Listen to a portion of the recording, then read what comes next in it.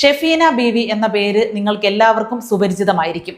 ഒരുപാട് വീഡിയോകളിലൂടെ ഒരുപാട് പേരുടെ മനസ്സിനെ ഇല്ലാതാക്കാനും ജീവിതത്തെ ഇല്ലാതാക്കാനും സാധിച്ചിട്ടുള്ള ഒരു വ്യക്തി എന്ന നിലയിൽ അവർ ഒരു സോഷ്യൽ മീഡിയ ഇൻഫ്ലുവൻസർ ആണ് എന്ന് പറയുന്നതിൽ തെറ്റില്ല.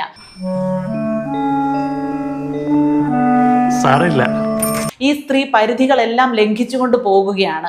ഒരു ആശയത്തെ നമുക്ക് വിമർശിക്കാം, അതിനെല്ലാവർക്കും ഇവിടെ ഓപ്ഷൻ ഉണ്ട്. സ്വാതന്ത്ര്യമുള്ള സ്ഥലമാണ് ഇന്ത്യ.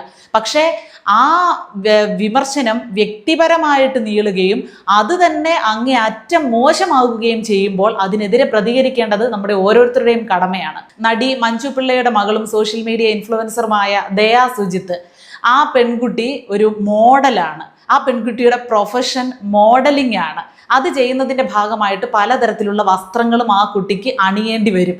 അങ്ങനെ ഒരു ഡ്രസ്സ് ചെയ്തിട്ട് കുറേ ഫോട്ടോകളൊക്കെ ആ പെൺകുട്ടി സോഷ്യൽ മീഡിയയിൽ പങ്കുവച്ചപ്പോൾ അതിനെതിരെ ഈ ഷെഫീന ബീവി ഒരു വീഡിയോ ചെയ്തു.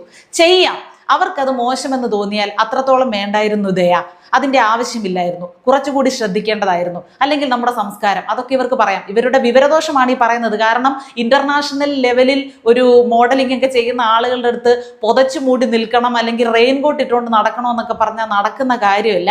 കാര്യങ്ങൾ ഞാൻ ആരോ നോക്കി പറയും, അത് നല്ലതാ. സഭ്യമായ ഭാഷയിൽ പറയാമല്ലോ. ഇത് പറഞ്ഞത് തെറിയാശാൻ എം മണി ഉണ്ടല്ലോ, സംസാരിച്ചാൽ പോലും ഇത്രയും നാറ്റം അടിക്കത്തില്ല.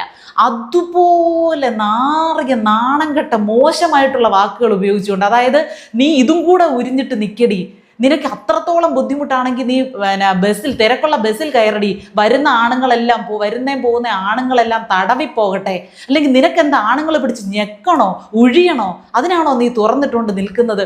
എന്തൊക്കെ മോശമായിട്ടാണ് ആ പെൺകുട്ടിയെ കുറിച്ച് പറഞ്ഞത്. അതിനധികം പ്രായമുള്ള ഒരു പെൺകുട്ടി പോലുമല്ല. ഒരബദ്ധം പറ്റിയെന്ന് പറഞ്ഞാൽ മതിയല്ലോ. ഒരു പ്രൊഫഷൻ അല്ലേ അതിന്റെ.